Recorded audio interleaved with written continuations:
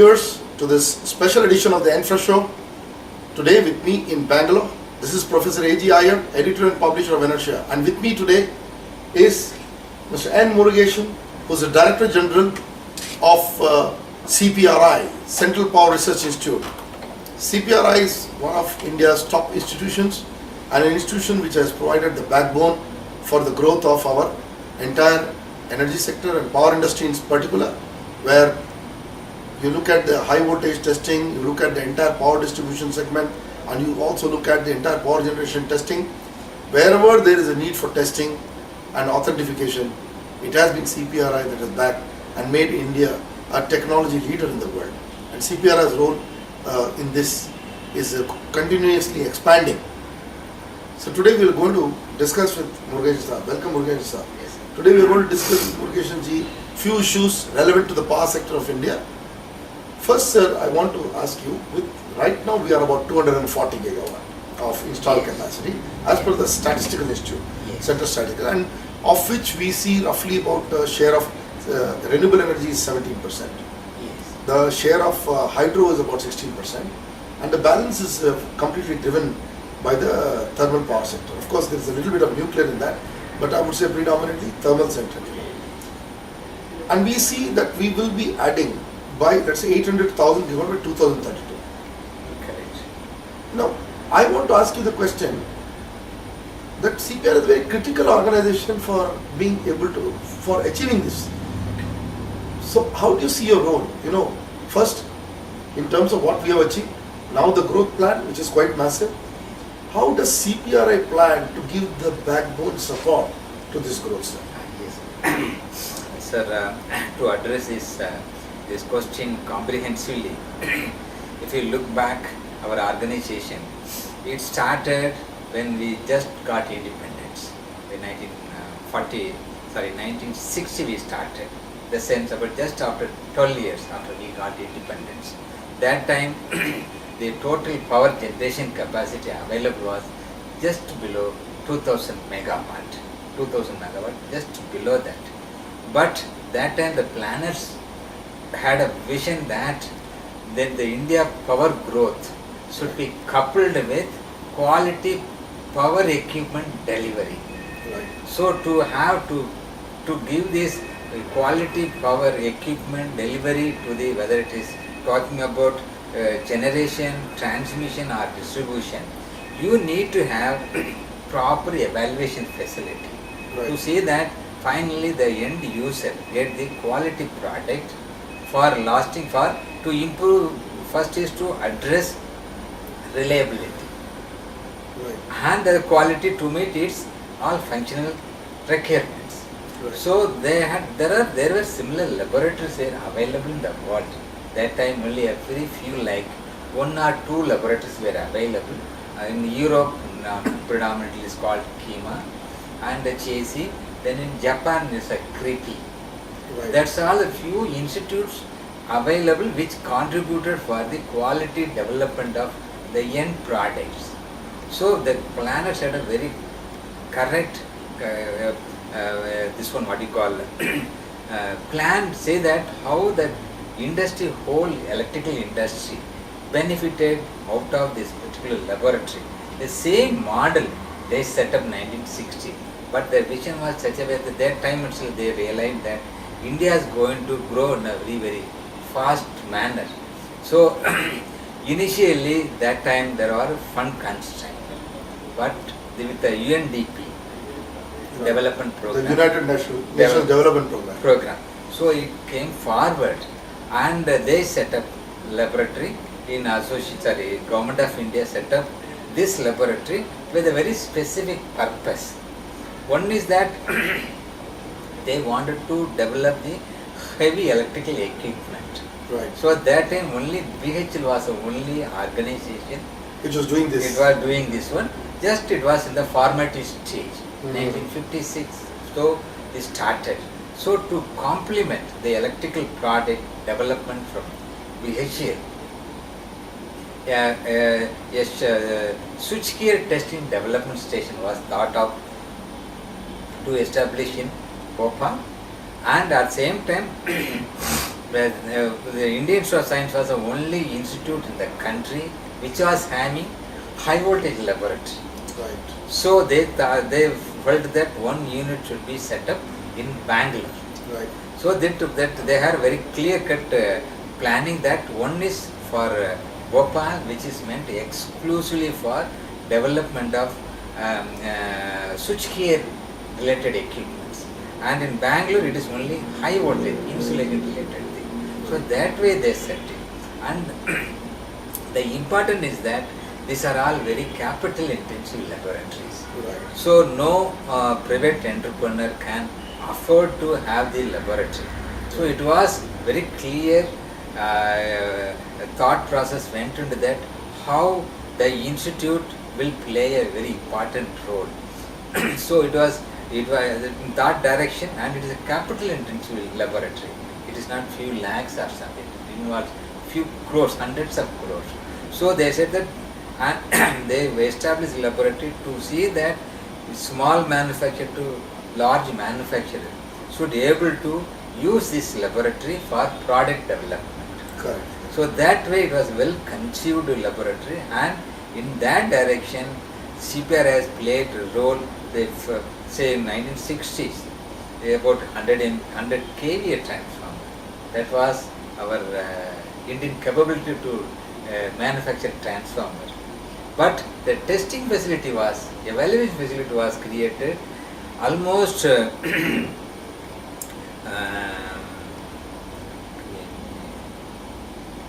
around 200 times Okay. the manufacturing capacity.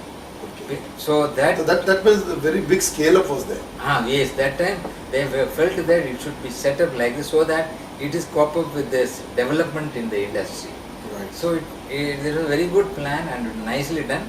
And with our laboratory, we developed all the product in India. Any product in India, it has been evaluated in CPRA for, one is for reliability point of view. Next is that equipment need to satisfy many of these safety requirements and functional requirements. So it is all possible only with our laboratory. And for entrepreneur, we played a role. See that he comes with the first design, then the design validation is done here. Okay. Then again with this our evaluation, we find lots of gaps in the design. Then again with the oscillogram or test results, everything will be shared with this entrepreneur, and he goes back and again modify the things.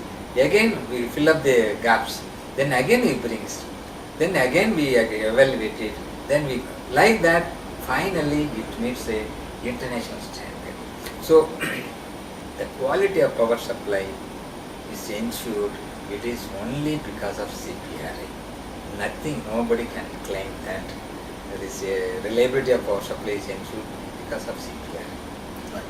Now I want to know, how many centers now today? In that sense, Bangalore is your biggest base. But how many centers totally we have? For the viewers' sake, Yeah. I'm just asking. Yeah. And what is the uniqueness of maybe a couple of them you can name? What Yes. is unique about? Yes. So initially when they started way back in 1960, they thought that only the two centers can serve the whole country. Right. But over a period of time, our power development really went up on the very upstream side. So, so we need to be present, as well as we need to cater very specific area of power supply chain. So what happened? Over a period of time, we expanded our activities to very specific areas. Say first is we started from Bangalore and Bhopal at the same time. Then the power supply requirement has gone up, and the system system voltage has gone up from 132 kV to 222 kV, 220 to 400 kV. Then we realized that there is a necessity for studying all the issues related to high voltage and extra high voltage and ultra high voltage. By the time India had a clear cut plan that it has to move in that direction. Right. So we have set up very special laboratory. Example is that in Hyderabad we have set up ultra high voltage research laboratory. It addresses only high voltage and EHV, UHV related only issues. So we have set up like this. Then we need to address thermal related aspect. So we realized that the Nagpur was a proper place because large number of thermal power stations were there. So we set up a laboratory called the Thermal Research Center that addresses only thermal related, nothing else. There you can't see any electrical thing. Like UHVRL only exclusively devoted only for high voltage and extra high voltage. This is meant exclusively for thermal related. So we set up that laboratory in 1992. Of course, there were lots of demands from our customers from northern part of India. So we wanted to be closer to them so that they need not travel from there to down south to Bangalore. So we set up a satellite kind of test center in in Muradnagar near Delhi. Then we realized that we need to cater to the needs of our northeastern friends. So we set up one small unit in Guwahati as well as in Calcutta. Great. So we are totally now 7 laboratories are there Right. to utter Spread across the country. across the country. So sir, we now coming to that, when all this development is happening, today we are seeing, and you have been at the forefront of it in discussing these issues in many of the forums, including inertia forums, that is the smart grid access. Yes, yes, Now this nation has to go towards smart grid. yes, Now the second issue is that distribution automation and integrating smart grid Yes. using the IT and telecommunications. yes, yes. So where is the stage? What stage? Now from pilots, have you implemented some of those pilots or what stage they are there? And what is the next stage, the strategic progress toward national smart grid? What are the strategic steps towards a national smart grid for India? Actually, when the power system started from isolated to integrated systems, and when the system went on increasing, the managing the power system became very Herculean task. So the IT became a very important tool, necessary tool to manage the network. So the IT intervention started coming 1970s when the advent of computers started coming. So the electrical utility was the first entity to embrace this communication as well as computer. Communication they use for data transmission and computer for local control. So we are the first entity to do that. But when the system become bigger and bigger, managing the transmission network has become very critical. So the IT intervention and the technology like from convention relay to digital relays and the substation, large station has become very small because of miniaturization. So many things, the technology started going into that.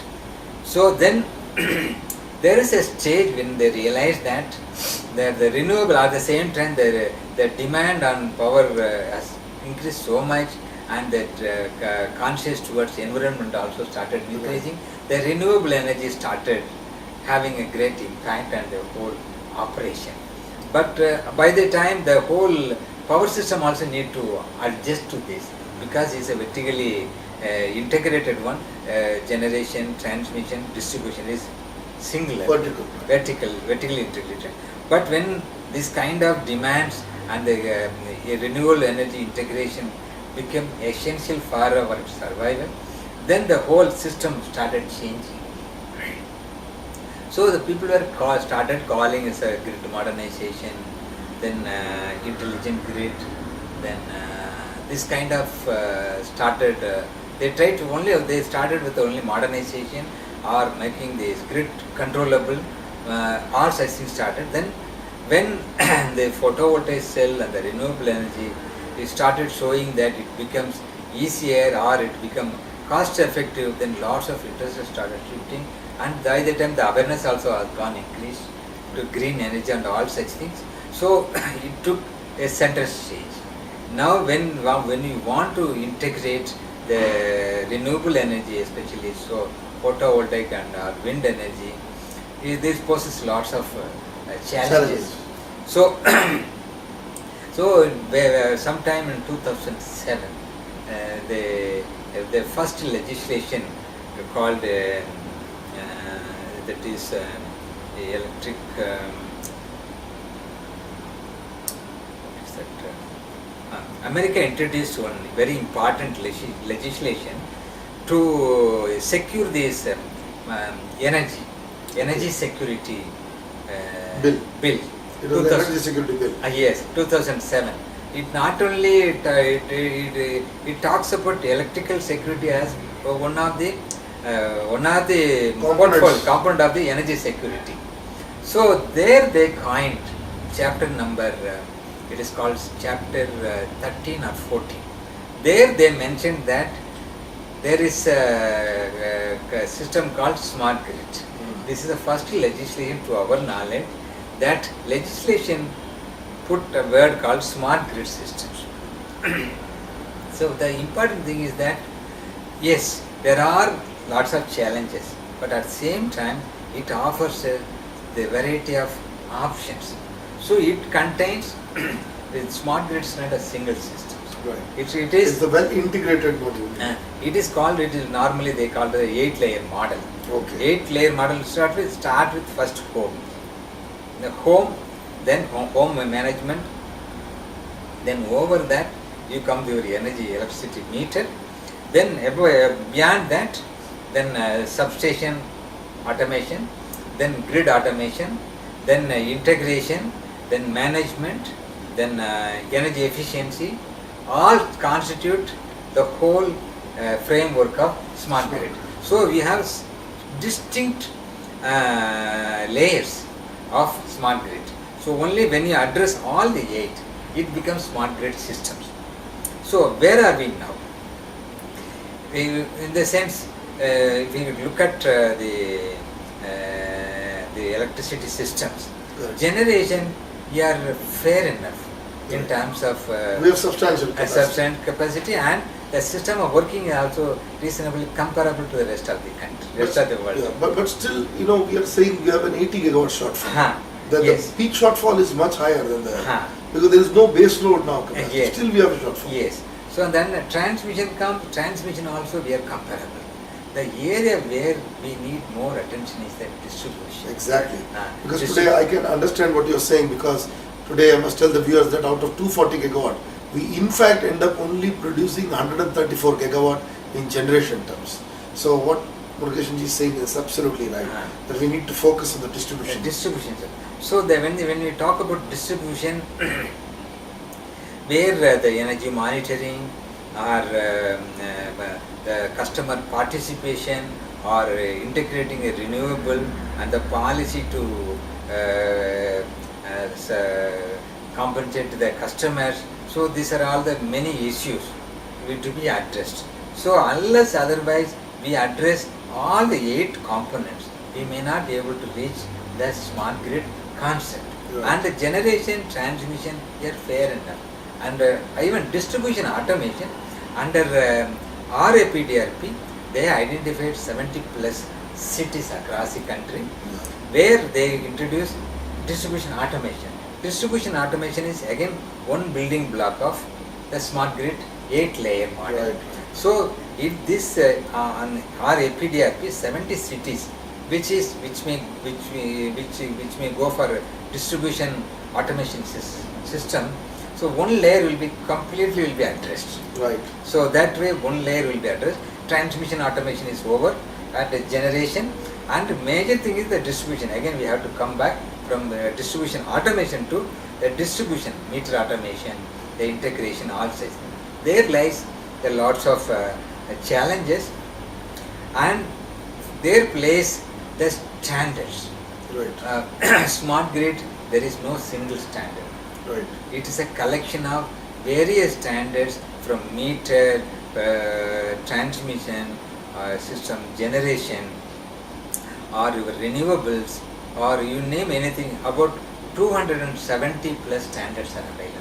So the major basic thing is that we need to see that all these equipments which goes into the electric system, it complies with the standards. Okay. And especially communication standards, because the information need to flow from one equipment to another equipment or one system to another system seamlessly, so that we can able to see that visibility as well as controllability is possible. So seamless information flow is a basic fundamental essential ingredient to make the system, all the smart grid component to work cohesively. So that is very very important. So no proprietary, everything should be based on open protocol or open system, see that the system information flows seamlessly. So there lies lots of challenges, so we need to address that particular area. Right. So what you are effectively saying is the grid integration with the smart grid access is essential. So it is going to be an integrated system Yes. with this 8-layer model that 8-layer you model. talked about. Yes. And you also mentioned about renewable energy as an important component in this grid integration strategy. Yes, yes. Because more and more renewables are going to come. And it is going to be a great challenge, because this renewable energy form a seasonal kind of things. Right. So it will have a great impact on the grid system. And this again variation in the atmosphere, the environment like that. So we need to have a proper system, see that it integrates seamlessly and it doesn't have any impact on the whole power system Right. as a whole. So it's a great challenge, and India has a great opportunity to make a great impact, and we will get lots of benefit out of nature given to us. Right. So now, sir, India is de facto a country which has gone to the 1200 kV system in the ultra high voltage area. Are we, EHV, UHV success after this, are we in an advanced stage of the HVDC system? Actually, there are two kinds of system for transmission. Right. One is AC, which is a conventional thing. Right, with the alternating cycle. Alternate current cycle. So that is one established one. But there is a system called direct current. Correct. So this is right now. These are all involved with the power electronics and devices like that. So primarily now it is used on the transmission system where long transmission is Taking there. place. And you have to pump more power from remote generation to The station. remote consumer, the long distance. So the DC is become is cheaper after a particular distance, say about 400 km, 500 km. It will become cheaper than AC, Okay. and moreover it occupies very less space. So the DC transmission, in addition to that, controllability of DC transmission is also very easier. So it is used as both for transmitting bulk power as well as grid management. It is easy to manage the DC systems. So, and in fact our growth is so high, the large number of DC transmission systems are available in India as of now. Right. So is this the future? Like transporting HVDC, using HVDC. Is this the future for our bulk transport of electricity? The DC is well established that for transmitting large power, DC will become Cheaper. DC is cheaper, Economical and faster as well. fast, economical. So the thing is that everything we cannot depend only on DC, because it carries a large power and associated things are there. So always the planner will have a combination of AC and DC, see that it meets the complete the system requirements. But in case of AC transmission comes into picture, now in India we have gradually grown up from 660 kV line to now 400 kV, then is 760 kV. 760 also wake up, and it has become now we are stabilizing. Right. So At next 1200 kV. now next alternative is that next AC transmission systems. So when we look at it, I think world over people are experimenting with I think Japanese were trying with some 1000 kV, and Chinese were trying with 1100 kV. But thing is that the data, full data is not available, and will maybe for various reasons may not be made available.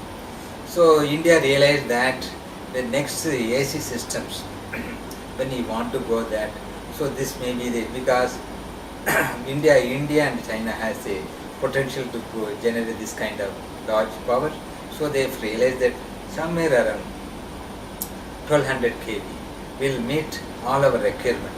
1200 kV may transmit few thousands of megawatt of power from say from northeast to road center like Delhi.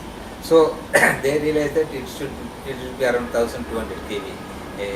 Transmission system will serve our nation's requirements. So with that one, Power Grid started a small experimental line in Bina. It is a back-to-back kind of things that with all Indian companies for partnership. Yeah. Basically, it's all an India-based partnership. This is a great thing happened.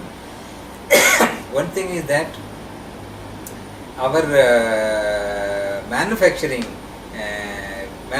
capability straight away went from 400 kV to 1200 kV. There is a large jump, and all are indigenously developed. So now everything, all the data, equipment or system requirement, all data is available.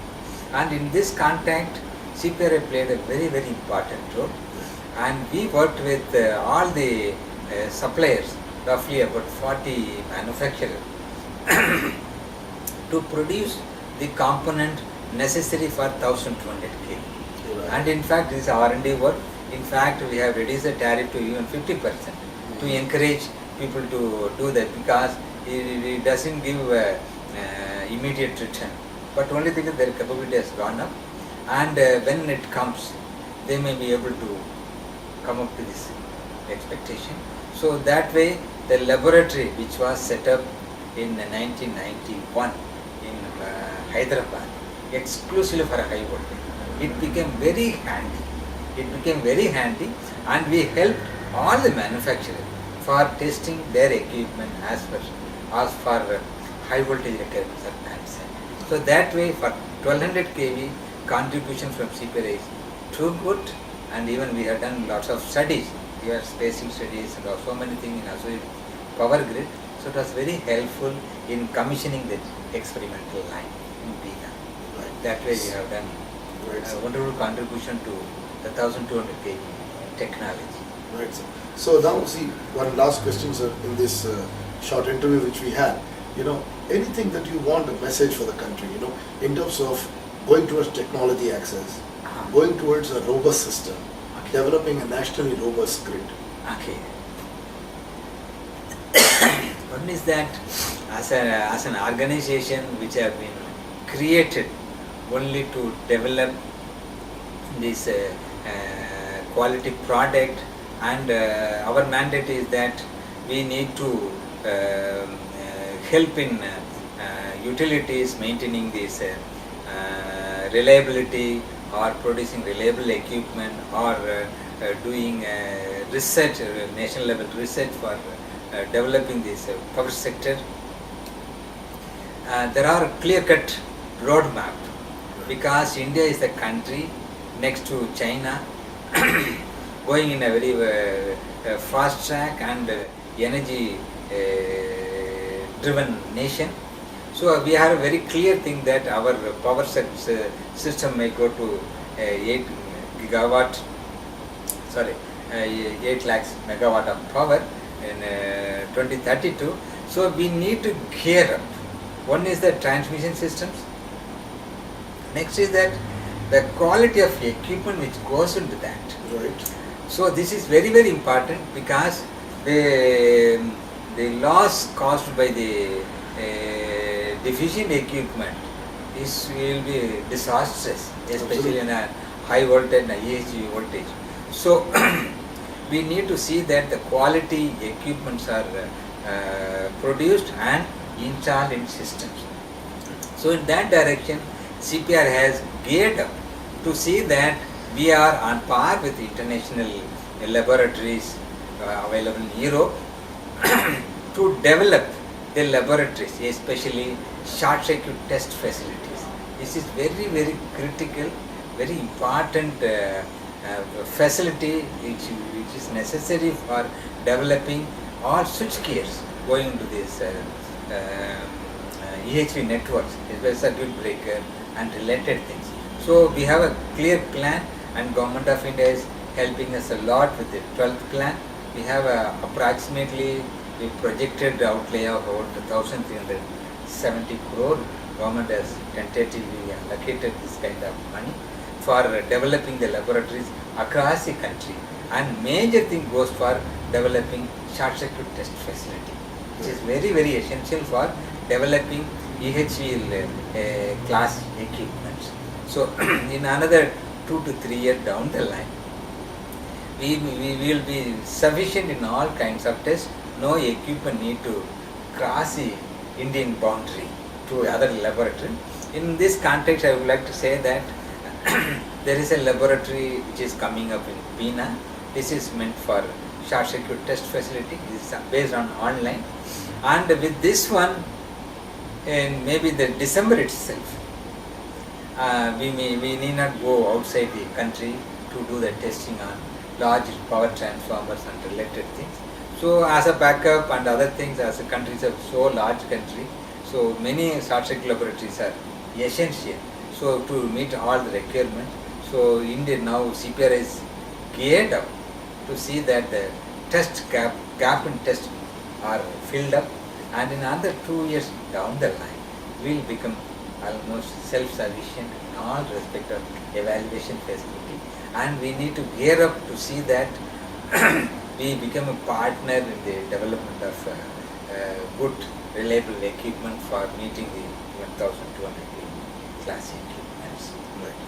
Thank you, Murugeshan ji. This was a wonderful interview. It was N. Murugeshan, Director General CPRI, who is doing fantastic work at the Central Power Research Institute to bring India to one of the best countries in terms of its grid capability, its reliability, and its ability to produce world-class equipment in both transmission, distribution, and also generation sector.